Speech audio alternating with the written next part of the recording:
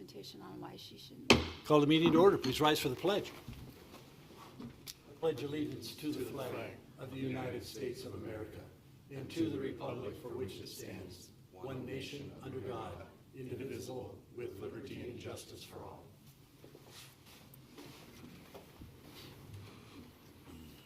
Welcome to the July 1st, 2025 Post Falls City Council member. Shannon, please note all council members are present. A couple announcements. City Hall and city business offices will be closed Friday, July 4th in observance of Independence Day. Police, fire, and rescue services for emergencies may be reached by calling 911. The police department will remain open for walk-in emergencies. For water-related emergencies, call 208-773-3517. The Post Falls Festival is next weekend, July 11th through 13th. This beloved community event brings 3 days of fun to Camellan Park. Dave, Camellan? I always say Camellan. Camellan. I'm close. You're going to be leaving. You're not going to. Camellan Park. You can say South Park. Okay. With live music, delicious food from local vendors, arts and craft booths, and activities for all ages. View the full event schedule and vendor list at postfalls.gov. And then if you'll indulge me, I want to read a statement here. Last Sunday, a vicious, cowardly act was perpetrated on our local fire department's personnel. Firefighting is, and of itself, a dangerous career as firefighters risk their lives every time they respond to a fire. It's part of the job. They do so to protect lives and property. They accept this risk because that is what they are called to do. Sunday, they encountered risks they should never have to experience. It is hard for me to fathom why anyone would set an ambush to shoot and kill those who are first responders. It's heartbreaking to know that 2 firefighters were killed and another seriously injured. In addition, the trauma experienced by all those who responded is something they will endure for many years. The Coeur d'Alene Fire Department lost Battalion Chief John Morrison, a 29-year veteran. Kootenai County Fire and Rescue lost Battalion Chief Frank Harwood, a 17-year veteran. Coeur d'Alene Fire Engineer Dave Tisdall, a 30-year veteran, was seriously injured. These firefighters were not employees of the city of Post Falls, but it feels as if they are our own. While they were not our employees, they were and are a part of us. Firefighters and all first responders are like family. They rush to our aid and to the aid of their fellow first responders. These men and women know the risks involved with their jobs and willingly put themselves on the line for the benefit of all. Firefighters waited for the opportunity to fight this fire that was started, while law enforcement personnel from many different agencies took action to locate the shooter. EMS personnel were on the scene to provide medical assistance. These brave people shined during a time of uncertainty and danger. The response from law enforcement agencies across the region was enormous. It did not matter what agencies those in trouble belonged to or what city they were from. What mattered is that help was needed and the response was great. What causes a person to act in such a hateful manner? We may never know. What I do know is there are 2 families who will not have a father, a husband, a brother come home. Another family will be dealing with a loved one who will have to endure long recovery from an injury he should never have received. I also know that as a community, we need to extend any assistance we can to provide these families and to these families and to all those involved. We can never replace their losses or erase their pain, suffering, and fear they have gone through, but we must provide support and appreciation. Our first responders are a special type of people. They accept and embrace risk to protect all of us. Please let them know how much we love, respect, and appreciate them. To the Morrison, Harwood, and Tisdale families, please know that you are on our thoughts and the sacrifices you have made will never be forgotten. I pray that God will give you comfort and strength as you deal with this tragedy. To the members of the fire departments involved in this incident, you too are in our prayers. Thank you for your service, and I pray that you never experience such an event again. To the law enforcement agencies who responded, thank you. It is humbling to see your dedication and commitment to your profession and to those you serve. The number of agencies and officers responding, while amazing, is what we have come to expect. Your willingness to engage and confront danger is beyond honorable. To the medical personnel responding, you too are appreciated and respected. I hope and pray that this tragedy brings us closer together as a community. We have many differences, but we are a community. This loss affects us all. May we use Sunday's events to strengthen our respect for and tolerance of each other. I'm confident that the love, support, honor, and respect our citizens have for our first responders will be on full display in the days, weeks, and months to come. I would also like to note that throughout this weekend, I've been in contact with Chief McLean, and I know Greg has reached out to the sheriff. Greg reached out to Chief White. I know Warren reached out to Troy Tymonson from the city of Coeur d'Alene and to Chief Way. I reached out to Chief Way at the fire district. One of the things that the Post Falls Police Department does is we respond to all calls to the fire department. And not only our police department, but the other law enforcement agencies have all agreed and will continue to do the same thing to help our firefighters feel safe as they move forward. And hopefully this never happens again, but in the meantime, our police department will be there to provide assistance as needed. So again, I just appreciate the efforts made by everyone in this situation. And I was driving to Liberty Lake Sunday morning when this was going on. And between my house and Liberty Lake, I saw at least, because I lost track of the number, 8 police vehicles from Spokane City and Spokane Valley, lights on, racing over to be of assistance. And you read the numbers, 300 personnel, law enforcement personnel. It was amazing. So like I said, we've come to expect it. We're very lucky. So again, our thoughts and prayers with those affected. Any amendments to the agenda tonight? No. Do we have any declarations of conflict? Warren, would you please present the consent calendar? Item A is minutes from the June 17th, 2025 City Council meeting. Item B is accounts payable from June 18th through July 2nd, 2025. Item C is April cash and investments. Item D is disposal of office chairs for the police department. Questions? I have a question about item C. Go ahead. There's a line item Oasis, which says that it's at 82% of its annual budget has been spent up to this point, and that we are over the budget by 679% of the operating cost. So I was wondering if I have, and then there's another one too after that. So. Good evening, Mayor and Council. On Oasis, every year their grant situation is up in the air, and they don't anticipate to get grants. And this year they didn't budget for one, but they did receive one. Okay. And so that will be coming back to council for a budget amendment. They're spending the money and getting reimbursed. So that part is why it hasn't been budgeted yet, but amendment is coming. Gotcha. Okay, right. And so then it would like backfill what we've spent. Right. Okay, great. And then the parks construction budget says that we're at 114% of that budget. Yeah, right now they're working on Warren Field, and as everybody remembers, there was a fire at Chase Park, so they're rebuilding the restroom on that. So that money will be coming back as a budget amendment as well, because we have unallocated availability for 2025. I forget what year I'm every once in a while. So that money will be allocated for that project. Okay, so it's not that we're just over what we anticipated spending, but we do have the funds available. Right, yeah, okay. That's all correct. Right. Thank you. You're welcome. Any other questions?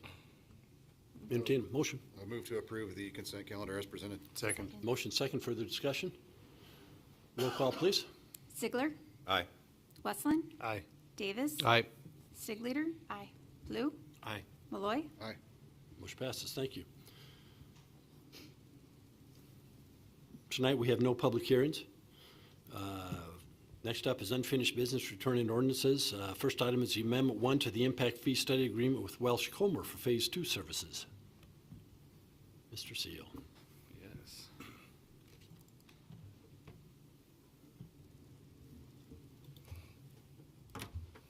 Mayor and Council, Bob Seal, Community Development Director. Impact fees, that we talked about those already earlier tonight. This is where we're coming back. We recently talked about phase 1 of the project. Just as a reminder, impact fees are payments that are paid with new development. It's that whole idea of growth paying for growth. We kind of started this project, impact fee update, back in 2023. At the end, in February of 23, we wrapped up the last impact fee update, which was mostly just focused on updating our current costs. At that point, we had seen a lot of cost escalations, and we wanted to get more current. When we completed that presentation and that study, it was asked of us to kind of undergo a more in-depth study looking at the methodologies. Later that fall, we went out to RFP and ultimately got a contract with Welch in April of 24 to start phase 1 of the project. We went through and met with Planning and Zoning a few times, City Council a couple of times, and Parks and Recreation Commission, ending with the last time presenting to you in May. And at that May meeting, you directed us to come back with Phase 2, because Phase 2 will be covering the actual fees. Phase 1, we looked at different issues, kind of some topic papers were created through that process, looking at growth, looking at the parks issues, transportation issues, and the police issues. And we also looked at some specific ideas in terms of the methodologies, which was looking at potentially scaling a residential fee, re-looking at some of the development land use categories, as well as an annual fee escalation issue. As we also looked at some districting for the downtown. So in Phase 2, we're going to be looking to do those updates. Update the capital improvement plans. That's looking at the transportation, parks, and police master plans. Make sure that we have those CIPs are completed and ready to go for the new round of fees. We'll analyze the impact fee alternatives, and that was looking at the scaling of residential fees, districting. I feel like there was one other general piece, but we'll look at them and see how they come out in the end, and be able to come to you and give you some ideas as to what it was looking like. And at the end of the process, we'll come up with the new updated fees. The process kind of looks like doing some public workshops with P&Z. They're the Development Impact Fee Advisory Committee in August, September, and October. We'll be doing an update to the Parks and Recreation Commission in September during that process. And we'll come to the council. I will bring something in September to kind of give you an update as to where we're at, what we've learned so far. But the big meat of it will happen in November and December, which November we'll probably be looking at like a workshop so we can go through everything in depth, and then December would be at a presentation before council. For Phase 1, we had signed a contract looking at approximately $115,000 for the actual for the cost of the study for that Phase 1. The actual cost came out to only $95,900. Under the second round, we're looking at an anticipated cost of about $62,300. That'll bring a total cost of $158,210 for the impact fee update. These are paid for through impact fees that have been collected. And do you have any questions of me right now? Questions, Bob? Is this the last phase for, This is the last phase. Yeah, This will okay. create the new fee. It'll ultimately lead to the fee resolution. Okay. And we hope not to have to update it for a few years. We have been coming back multiple times, it feels like, over the past 5 years, because we were kind of toying, well, we had the issue with the costs escalating, and then wanting to look at this new process, so. Okay. On the floor to motion? I would move to approve Amendment 1 to the Impact Fee Study Agreement with Welch Comer for Phase 2 services. Second. Motion seconds, further discussion. Roll call, please. Westland, Aye. Davis. Aye. Stigleiter, Aye. Clue, Aye. Malloy, Aye. Ziegler. Aye. Motion passes. Next item is a resolution establishing a CPACE program. We don't have a presentation plan for that one. Just It's a resolution. Just the resolution establishing that, but I will say that the changes to the guidebook were made. Yeah, okay. I move to approve the resolution establishing a CPACE program. Second. Motion second, further discussion. Roll call, please. Davis. Aye. Stigleiter, Aye. Clue, Aye. Malloy, Aye. Ziegler, Aye. Westland. Aye. Motion passes. Down to new business. First item is the acceptance of the annual comprehensive financial report, fiscal year 2024.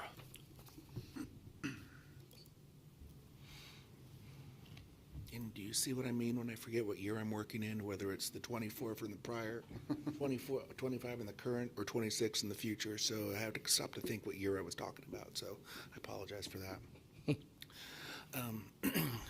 I can actually bring forward to get approval for and inform council of the 2024 annual financial report. I was kind of excited to finally get this thing pushed through the goalposts, so here we go. This year, our audit was performed by Alpine Summit. They were a local firm that does government audits, and they changed their name from Anderson Brothers to Alpine Summit. We've had them for the last 3 or 4 years, I do believe. Their preliminary field work starts in October. They start with payroll, PERSI contributions, payroll accruals, And this year they took extra focus on our leave accruals that we give employees. They follow our policy, 1 to 5 years, you get so many days per month. And they follow that through to make sure our calculations were correct. The next step they go through is utility billing, and believe it or not, they do look at city employees that we have that live in the city limits, and they look at your accounts to see if we've adjusted water or made any adjustments to the accounts, because as everybody knows, the council does not get free services, so they want to make sure that that is a true statement, so they do look at those. And this year, we had some ARPA funds that we expended, and so the rule is either we can be audited by several agencies that we receive money from, or we can do what they call a single audit, and our auditors can come in and then they will do the audit. We get one bill, and then they will report to the granting agencies that gave us the money. So this year we spent over $750,000, which is the threshold, so that triggered a single audit for us.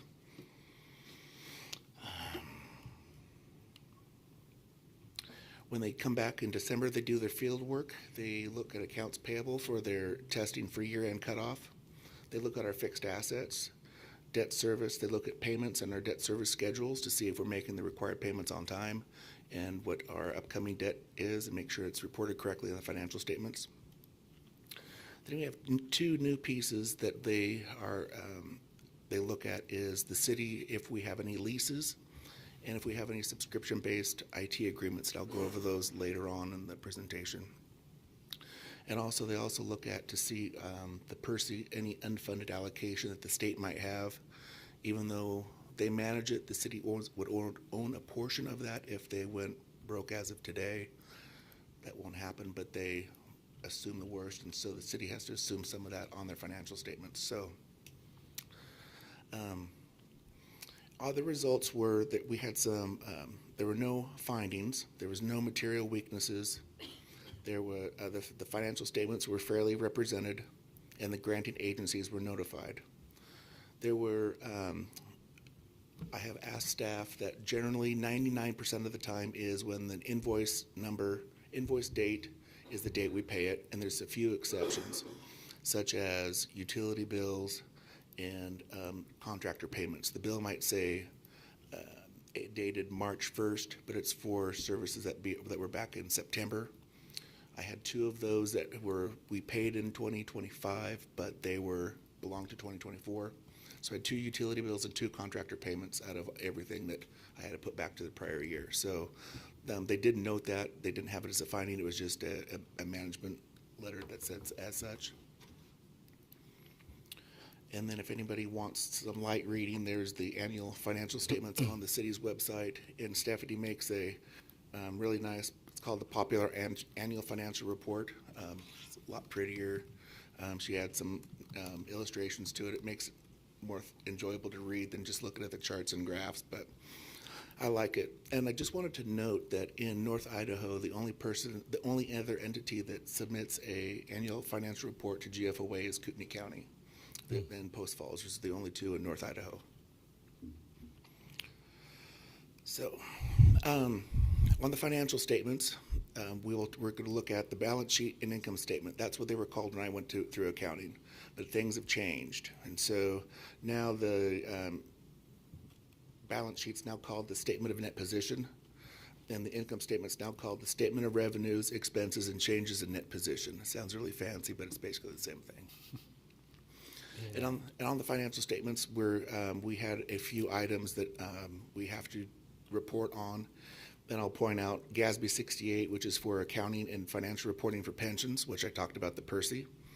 87 is responsible for leases, and GASB 96 is reporting and capitalizing any subscription-based IT agreements. And you think, what the heck is that?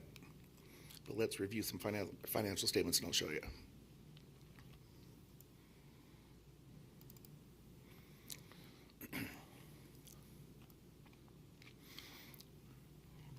When these statements are compiled, they're compiled going, and instead of going front to back, they're compiled from this back and they roll forward. So if you look at the financial statements, you'll pull up the first 2 and it'll give you a snapshot of the city as a whole. So the city has we have one fund that we're the fiduciary of, which means we just take the money, and that is the impact fee for the fire department. So even though we collect it, we're not allowed to spend it. We're just a pass-through, so we're a fiduciary, so we still have to report that on our financial statements. So at the end of the year, we had $63,000 of fire department money. And that's basically what it shows. We're just a pass-through in and out. The next one is a proprietary fund, and we have 3 proprietary funds within the city of Post Falls. We have water, reclaimed water, and sanitation. And we list out revenues, operating expenses, investment income. And I wanted to take a minute to point this out. One of my other duties is being the city treasurer. And instead of having the money that the city has sit into the account, you might have noticed on the monthly reports that I do invest on the outside agencies. And so for this past year, for utilities, for the enterprise funds, 6.8 came back in investment income, which I thought we did pretty good this year. Jason, could you hit the make it bigger button? I think you're the I'd start youngest. looking this way. Oh my gosh. It doesn't have to be that close, but just there. Oh, that's beautiful. Okay. Thank you so much. You're welcome. It looks great on my screen, but I see what you mean. So going through these, this is what would any financial statement look like for a business, which is what a proprietary fund is full accrual accounting, unlike when I come forward through to the governmental entity funds. So there was the income statement for the enterprise funds. So now we're going to look at the cash. The income statement, or this is I say it's a statement of net position, but it also is the same thing as a balance sheet. Lists the current assets, which we show cash. It shows any investments we have. By fund, it shows by any assets. Deferred outflows on this portion is going to be the pension that we talked about, any PERSE liability we might have. We have the current liabilities for each of the water, reclaimed water, and solid sanitation. We also report any non-current liabilities we have, which are uncompensated absences or any debt on the books that we have. This net pension liability is the portion of the PERSE that we have from PERSE. So you'll see water's liability is almost $500,000, wastewater is $983,000. That's reflected on the face of our financial statements. And then unearned lease contract revenue, or we have cell phone towers on water towers, and so they have, through the life of the contract, $1.5 million coming in, and wastewater has a little over $300,000. Net position. Everybody asks, well, what is net position? Net position is basically, you can tell the financial health of your organization by that. If there's any negative numbers, there's usually an issue. Mm-hmm. But the net, in government, we have the net investment capital assets, which just means your assets minus any debt the city might have. And then if you go down below, we have some money restricted for debt service. We have some money set aside for capital improvements. And then on the bottom, we have any unrestricted cash, then that can be available for any other project that's deemed necessary within the enterprise funds. I'm going to go up, and now we're going to talk about governmental funds. And you'll see the governmental funds we have here are the general fund, the LID fund for debt service, the capital funds, which are impact fees, and any other of the small governmental funds we have, which are the 911, the cemetery perpetual fund, those small ones. But yeah, we have to combine those on our financial statements. So then I'll go up to the cash portion of it, which is the balance sheet side, which is also, and the governmental funds, they do call it a balance sheet. But you'll notice on the balance sheet for governmental funds, they do not, governments, we don't report assets or debt. But there was a GASB pronouncement that was said that you need to make them comparable to a proprietary fund. So one of the worksheets we have that I do is, sorry Samantha, I'm going to make this smaller, is we compare, we break out the categories and revenues for governmental between general government, public safety, highways and public works, and parks and recreations. We broke it down into expenses, charges for services, operating grants, and capital grants. Same with business type. Business type is broken up by expenses, charges for services, operating grants, and capital grants. So they wanted to have something where you could look at it and get a comparison between the two where it looks like they all blend together, whether it's governmental or business type. So I'll go up to the Exhibit 1, which is the statement of net position for the government-wide entity. So you'll see that governmental accounting, governmental activities, there's the cash. We do have capital assets. We do have a proportion of the Percy contribution. We do have the debt. And at the bottom, we do have net position. So, excuse me, if you look at the investment for capital assets is still the same. It's the assets we have less any debt. And then governmental, we have a large restricted because that is the general fund, mostly. And then this is just repeating off of one of the statements back to bring it forward to compare government entities and business type entities. The last section I wanted to show is where we talk about having a single audit. For 2024, we had a few grants that we received. One was from the Department of Justice for the domestic violence. We had $56,000. We had the ARPA funds, which was $2.9 that we had spent. And then we got a small one from the Department of Justice for $2,402. So we exceeded that $750,000 threshold. So we had grant funds of $3,034,035 of federal awarded money that we reported to those agencies after our audit.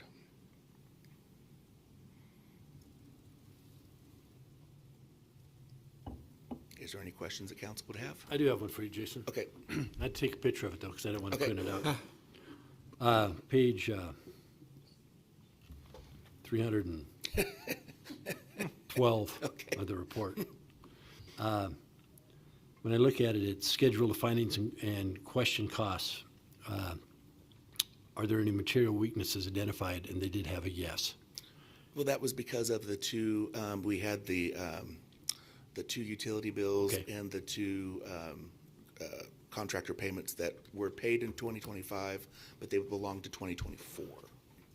It surprised me they listed that. I felt that, and it said in there that it had been corrected, but Well, and the I'm issue surprised was- that they listed that as material if it was just two utility bills. It was just two utility, it was the contractor payment for one was with Black Bay, that was over 300,000. Okay, so it's a And big then, number. yeah, it was the amount. Okay.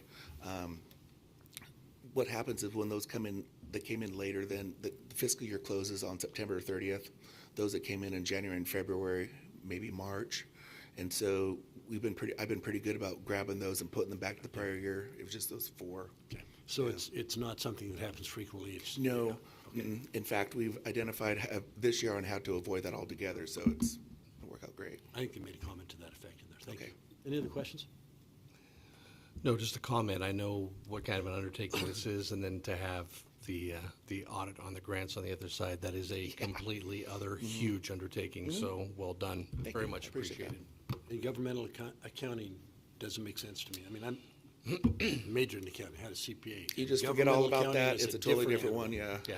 Yeah. Totally different. It's You have to wise. think. Where's the profit and loss statement? Anyway, thank you Yeah. very much. You're welcome. So, wait, In the Samantha. packet, it says that we need to approve the statement. And so the statement are those two documents that you just ran us It's the through. entire thing, the financial statements themselves. So once the audit is performed, I bring the package for the financial statements for the council to approve. To approve. Okay, Yeah. great. Thank you. Thank you. I would move to accept the annual comprehensive financial report for fiscal year 2024. Second. Motion second. Further discussion. Roll call, please. Stigliter, Aye. Flu, Aye. Malloy, Aye. Ziegler, Aye. Westland, Aye. Davis. Aye. Motion passes. Thank you. Thanks, Jason. Item B, a professional service agreement with JUB Engineers for water reclamation, facility, solids, handling improvements.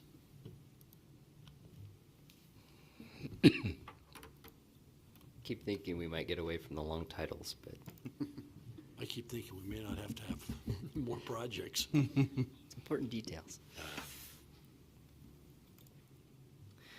Good evening, Mr. Mayor, members of the council. Andrew Arbini, Projects Division Manager for Public Works. My item this evening is a design contract with JUB Engineers for the solids handling improvements project. This is the next phase of improvements at the water reclamation facility. Significant round of improvements. I do have several slides. Spoiler alert, a lot of detail. I think it's important in some of the background of this project. So I've developed an outline. First few slides, I'll talk about the project goals, project background itself. I'll do my best to provide an overview of what solids treatment means. Talk more on professional services agreement, this scope with JUB, as well as the introduction of a construction manager general contractor delivery method. Review the financial summary of this contract as well as the overall project estimate, and then schedule and next steps where we intend to go. So first, talking project goals, first priority of this project design is to address the redundancy of the solids treatment system. That includes initial procurement of a new dewatering equipment for the facility. Other goals include anticipating the increased capacity needs for the solids treatment system. And that allows the city to maximize the long-term return on investment, and then it also avoids duplicate future upgrades. So talking a little bit about the background, the solids treatment was originally identified in the 2013 facility study. That was further refined in the recent 2024 update. Following completion of the tertiary treatment system coming online, as we wrap up that project, we have recognized an increased amount of solids treatment occurring. So the solids production has increased since then. That is not a surprise. We anticipated that that would occur. That just further highlights the need for this next round of improvements to be focused on the solids handling. So I'll do my best to provide an overview of what we talk about, what we mean when we talk about solids treatment.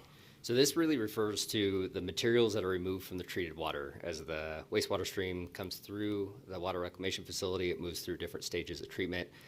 We use microbes in the water to biologically treat the water. As it moves through the tertiary treatment, that coagulant binds the particles, including phosphorus. This consists of over 99% water. So as part of one of the final phases of treatment, we put the wastewater through a dewatering process. And that's really for economical reasons for handling the solids. So that removes the water out. And that's accomplished in two main processes, thickening and dewatering.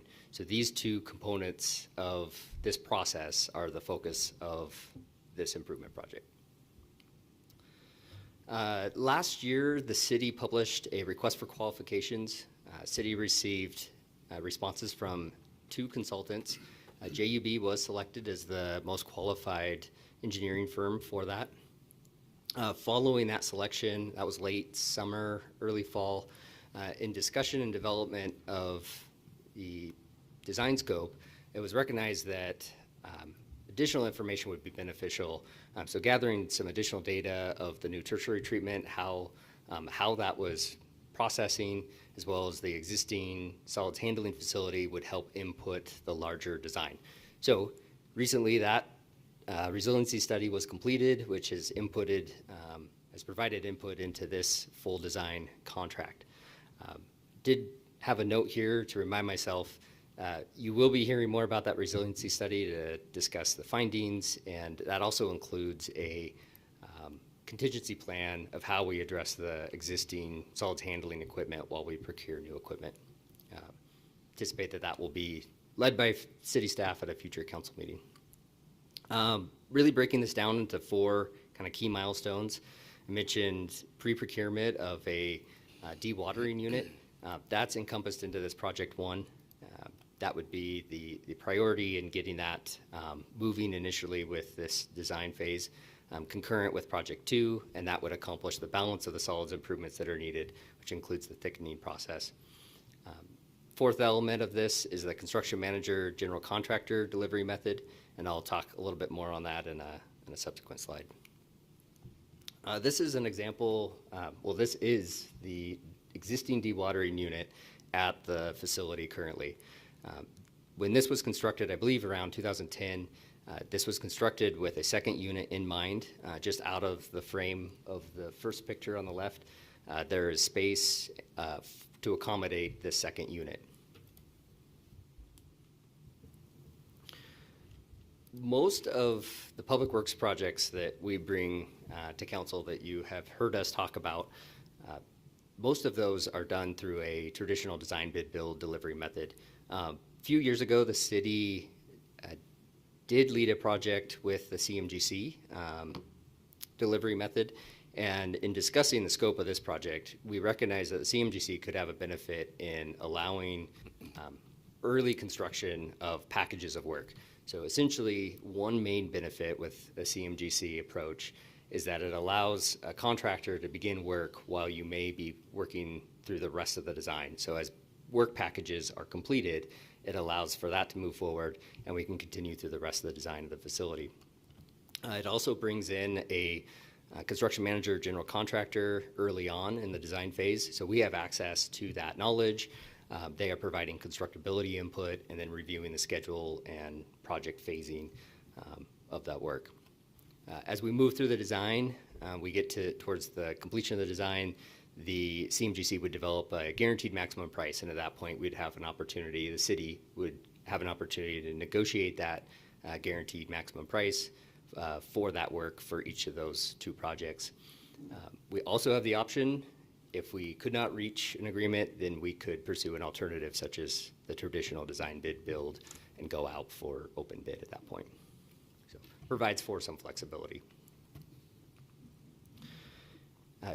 This exhibit, this was part of the development of the scope and agreement with JUB, really showing much of the work occurring on the west third of the water reclamation facility, centered around the dewatering facility, which is in this building here. New buildings, new facilities anticipated right in the core of the plant, with some additional improvements included in this project to the north and at the headworks. So bringing this all around, summarizing the financial component of this, the contract this evening is a total of $3,656,500. Staff is requesting a 5% contingency, bringing the total request this evening to over $3.8 million. Worth noting, as you probably noted in the council memo and the scope and agreement, there are several tasks that are to be determined. Those are placeholders. Should we determine that those would be added, that would be discussed and negotiated at a future date. That also includes construction management services. So that is not included in this. This is just strictly engineering and design. The project is budgeted and funded with city funds through the solids handling improvements GL, with the GL code noted there. These are planning level estimates. This was included in the 2024 facility study. These are escalated to $2027, which is about the time frame for construction of what we're anticipating. Maybe worth noting that dewatering equipment, that is a long lead item. So we're looking to procure that by the end of this year. And even by doing that, it's estimated to take about a year for it to arrive. A little bit of the project schedule. So over the next 6 months, where we go from here, what we're looking at is we'd start the preliminary design of the project. We'd be focused on developing procurement documents for dewatering equipment, and as well as developing a request for proposals for CMGCs. Much of 2026 and into 27, we'd be focused on project one. We would also be working on the design of project two as well. concurrently. As far as next steps, just wanted to provide a little bit of where we see this going and our interaction with City Council. So over the next 6 months, as we work through the procurement of an equipment, dewatering equipment, we envision returning with a recommendation to City Council for the procurement of that unit, as well as selection of a CMGC. And then final point, I would envision design updates as we encounter major milestones. Also open to feedback or any input from council, what you may like to see and frequency. So please feel free to offer any comments on that. With that, I will open it to any questions. So is this viewed basically as phase 3 of the plant? I mean, phase 2 was, we did the phase 1, 14 million, some. Phase 2 was almost complete. We're done just testing now. It's huge. And this just be the next phase. I mean, something that was planned all along, but it's just the next big piece of it. Yeah, the permit compliance schedule, that really included the Headworks project of 2015 and what we are completing currently with the tertiary treatment improvements. We call the solids handling improvements project. This project is phase 3. It is no longer part of the permit compliance element of it, but it is a needed improvement as a result of many factors. I'd just like to comment that I hear from other cities that are faced with upgrading and improving their wastewater plant. One to the north of us, I think their initial bid was over $100 million. They have no money set aside. They have not planned, and that's not a criticism, they just didn't have that in their budget. So these are huge numbers we're talking about, but again, the master plans and the planning that was done are such that we knew it was coming down the road, and we've taken steps to try to put funds aside for that. And of course, we did borrow on the last phase. But as much as we're spending, there are cities smaller than us who aren't prepared that are going to have to spend more, and I don't know how they're going to do it. So. Are we having more solid waste just from the increased services provided, or does our new system create additional waste because of its efficiency? Or More of the latter, the efficiency of the new tertiary treatment system, specifically plate settlers, are settling out more of the solids in the wastewater stream. So we are seeing an increase from that, as well as the continuous growth in the system. Early on in my presentation, talking about the redundancy, that we have a dewatering unit to serve the amount of flow and processing. We always want to have a redundancy and a backup to that. So as we're seeing increased flows coming into the plant, we're seeing more efficient processing treatment of the wastewater. That combined has continued to highlight the need for solids improvements. is part of this plan also, because someone takes this off of our property for us, right? And does something with it. So as part of this plan, upgrading that service as well, and that's budgeted for in the same kind of sweep?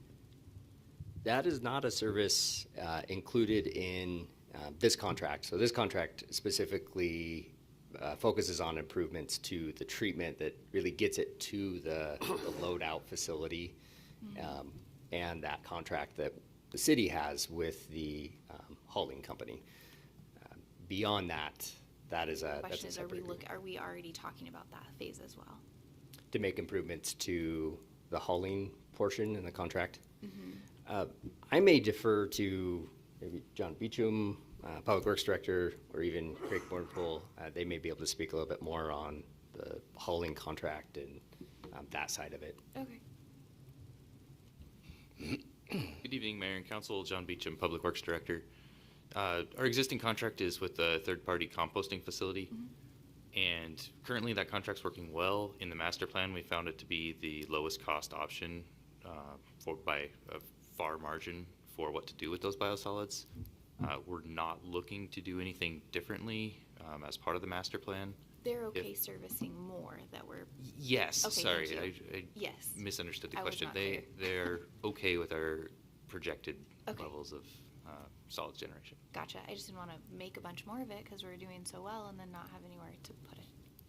Uh, Yeah. I think they bill us by the truckload, so I don't think they mind. Gotcha. truckloads. Okay. We get a free compost day. Yeah. Thanks. Thank you. Mayor, I did have one quick question. On the procurement of solid waste equipment, I'm anticipating we're probably looking at an immediate cost or near immediate cost of down payments for this.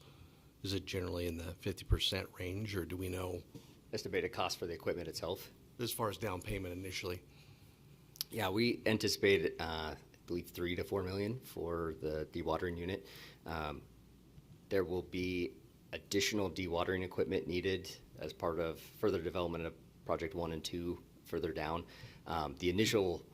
This first unit will resolve the redundancy concern and give us some breathing room.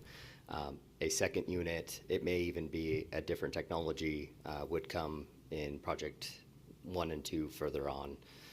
But the initial cost is estimated to be about 3 to 4 for this first unit.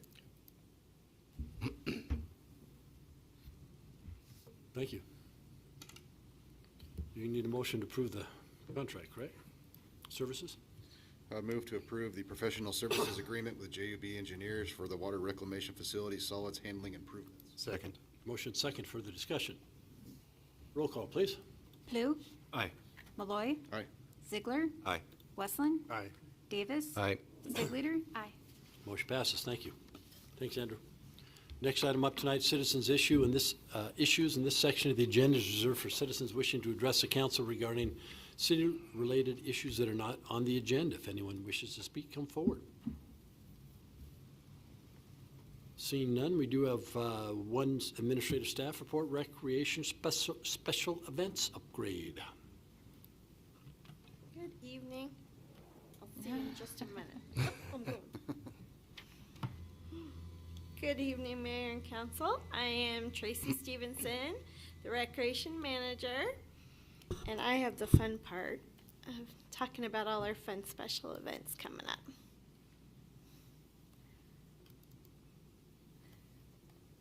All right, so I'm going to give you a brief synopsis of what's going on. Since we have about 4 or 5 super nice warm months in the summer, we like to hit it and jam pack it with as much as we possibly can. So our first one is Camp Chameleon just started a couple weeks ago on June 16th. It's an 11-week summer camp program that we have at Kiwanis Park. Our movies in the park, we'll have 3 of them this summer. We actually just had one last Friday that had a great attendance. We were hoping because the weather was going to be cooler in the evening, but they just brought their sleeping bags and blankets, and it was great. And then, as the mayor had already mentioned, Post Falls Festival is right around the corner for us, so we've been knee-deep in planning and organizing for that. And then the Post Falls Sprint Triathlon and Duathlon, I'll get more into that, had a break for a couple of years and is coming back. And then we have our brand new event that we're going to have, our Pickleball Palooza. So summer camp, believe it or not, I have actually been here 27 years, but this is celebrating its 30th birthday. So this year, it's been around since 1995, and so we are going to have a big birthday party for it, but that's just part of our planning. So we break our camp up into a few different divisions. As you'll see, we have our little kindergartners, which are our explorers, our 1st and 2nd graders that are our adventurers, the little 3rd and 4th graders who are voyagers, and 5th and 6th graders that are navigators for us. And like I said, we run it from June 16th till the last end of August.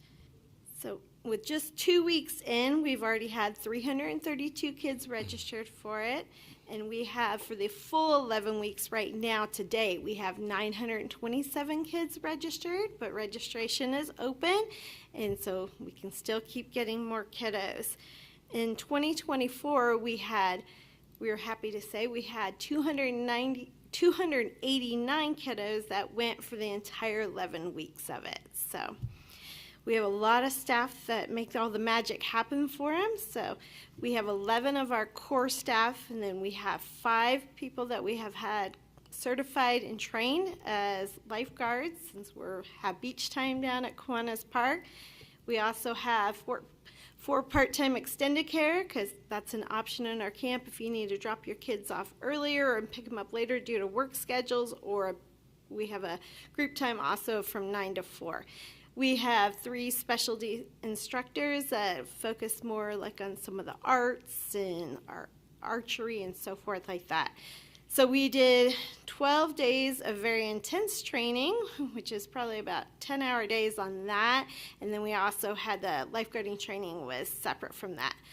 You can see we have all kinds of really fun themes for each week, with Blast Off to Space, the Red, White, and Blue, Superhero Showcase, Carnival Creations, Back to the Future, Sports and Games, Pirates Cove, the grand finale with our Wild Wild West, and Chameleon's Got Talent. Each week we also try to do a real specialty field trip for them, so that's included in their tuition fee for it. So we go to a variety of different areas like the escape room, martial arts. We went to the aviation museum, went to the fire station, flying squirrel, the core climbing, Blue Zoo. We just try to make it somewhere that maybe they haven't gone before with their families and make it a little extra special for them in the summer. This year, a new addition for us that's worked out really well is having sponsors for it. We've always had sponsors where lots of wonderful service organizations have sponsored, like a kid sending them to camp. But this year, we actually got some sponsors to come through for us and give us some of our field trips as free options, or they have paid for like a martial arts instructor to come in for one day or something. So that allows us to keep our costs relatively low, but include a lot more into it for them. Back to movies in the park, like I said, we had the 3, and we just had that first one at Tullamore. Our next one will be part of our Post Falls Festival, and then our 3rd one will be at Crown Point Park. It's a really successful partnership that we do with the police department. They're wonderful. It allows them to interact with the community in a great way. We have awesome sponsors that pay for the snacks and treats that are handed out, and also a certain amount of the sponsorship money is set aside for in case we need to get new equipment, get our screens cleaned, or anything like that. So all those expenses are covered for us. Post Falls Festival, here we are, or almost here, July 11th, 12th, and 13th. That'll be major part of it is at Chameleon Park, but we're lucky to have some of it up here at City Hall. Calvary Lutheran Church does their car show up here on Saturday, and then also the parade on Saturday morning right on Saltese. This year we have 87 vendors, and honestly it's down by 4, but we've actually taken up more acreage and space because they're larger booths this year. So we have 87 vendors, 19 food vendors, and also part of our festival, we do a one-day homemade where everything has to be homemade crafts in our Grand Pavilion, and that's completely full with 30 vendors there. One thing I'd really like to push is, again this year, CityLink, we have them as a sponsor, and they do our shuttling for people, because if anyone's been down there, you know that parking can get crazy really fast. So the shuttle will be offering pickups at 4th Street by the Jack Center, and then we also have it at Templin's, where you can park right there and hop on. At the 4th Street and Centennial Trailhead is another pickup spot, or the McReynolds parking lot up here right across from Post Falls Brewing is another spot for it. We normally in our 3 days, even though it's either hot, or raining, but hopefully this year we just get the heat, we usually have about 16,000 to 20,000 people that come down, our community members that come down. Some of the special stuff on top of our normal live music and booths and food booths is on Friday. We'll be one of the movie nights. We'll be having Nims Island down there.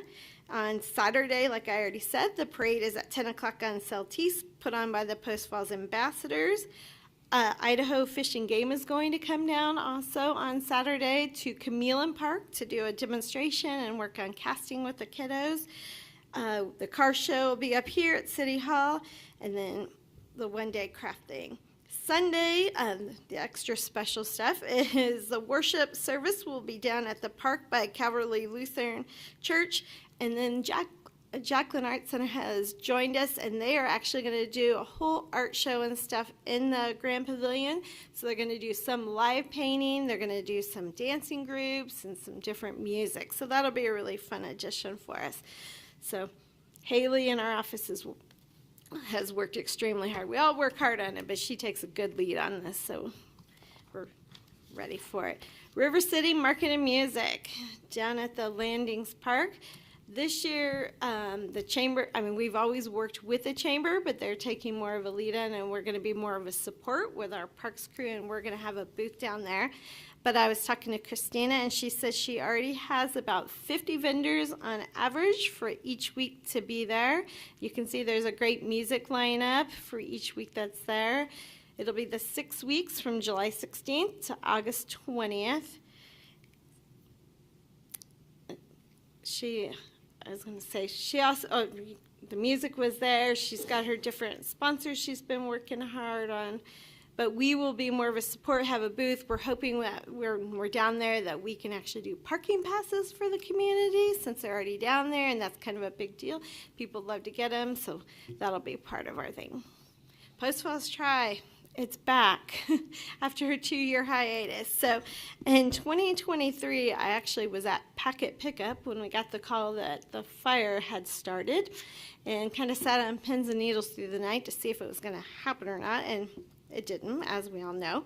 2024 was lots of different construction, and we didn't feel right about bringing the event back and then having to change courses, and it just wasn't going to bring it back to the professional level that we wanted to. But we're ready now.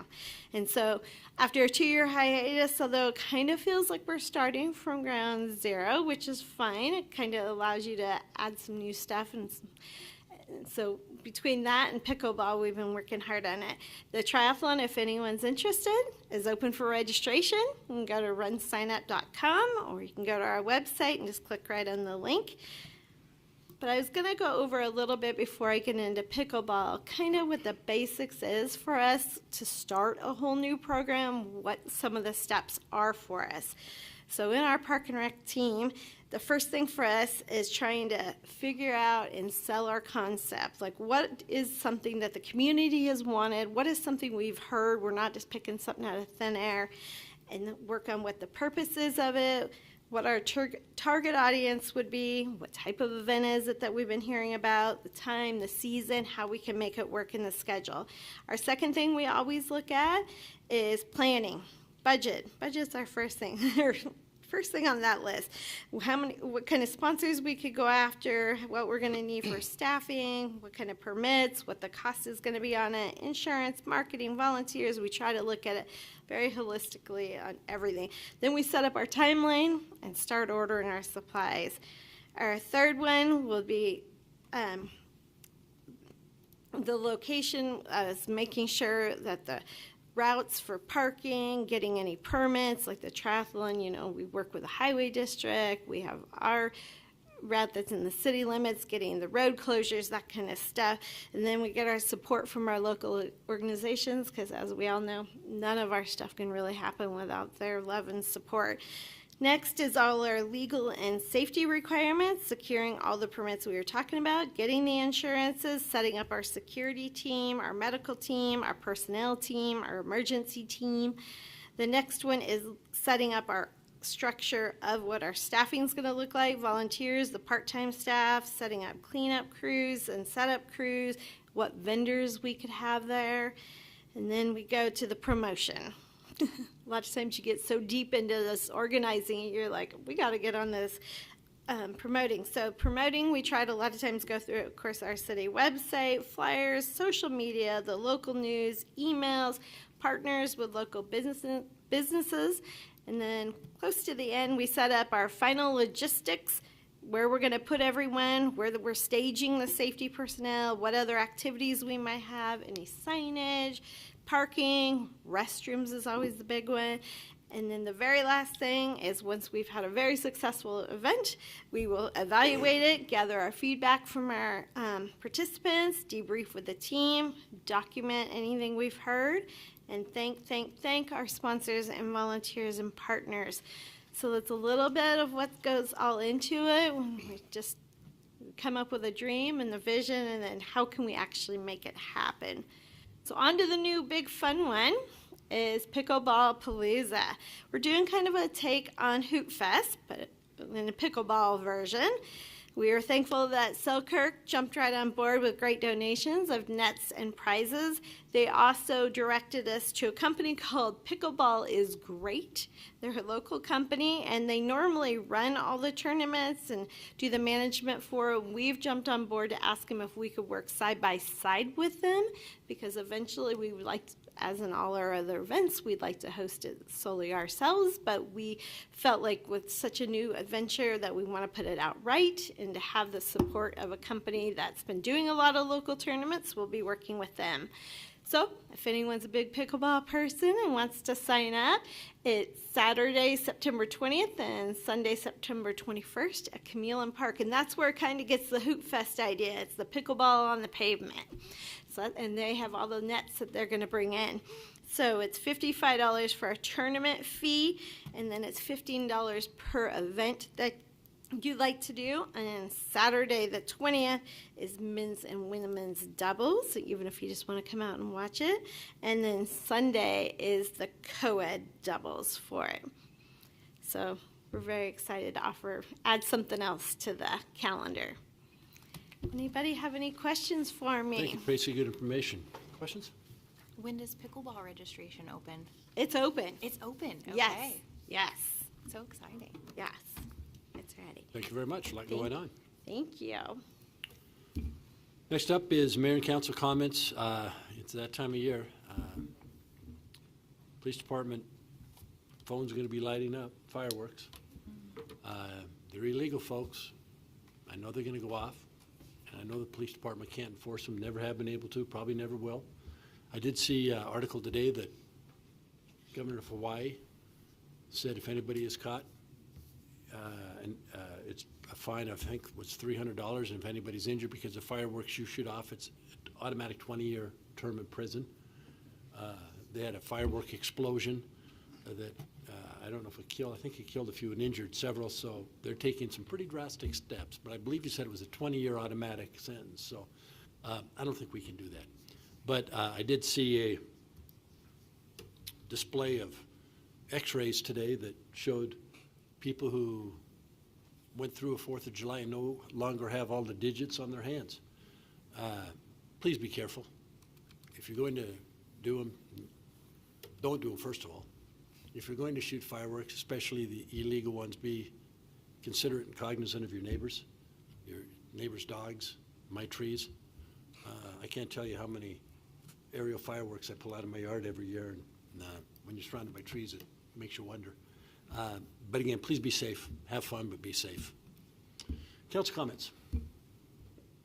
I highly recommend watering your lawn that evening because things land in my yard all the time. And if it's dry, having that watered ahead of time is a really good idea. Sprinklers in my trees go on And your tonight. roof. Yes. Yeah. Hose it all down. I guess to add to that, while I can't officially endorse illegal fireworks on the 4th of July, I love some illegal fireworks. However, we get a lot of complaints every year, and the biggest thing is Independence Day is on the 4th of July. It doesn't go from the 1st through the 10th. So I think we'd have a whole lot better odds of being able to maintain some discretion if we keep it to the holiday. So please do that. Not the 5th at 2 o'clock in the morning? Correct. So also too, I had the opportunity I work over in the valley to go down with a group of people from work to watch the procession today. And it was really incredible to see the support even in Spokane. There were hundreds of people on the bridge at the Sullivan overpass, and we could see all the way over to Evergreen. There was hundreds more.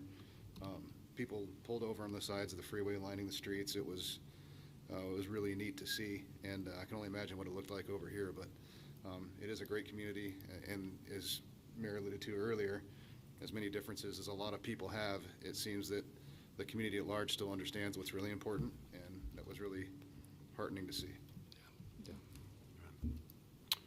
We do not need an executive session. Next motion is, Adjourn? all those in favor? Aye. Meeting adjourned, thank you.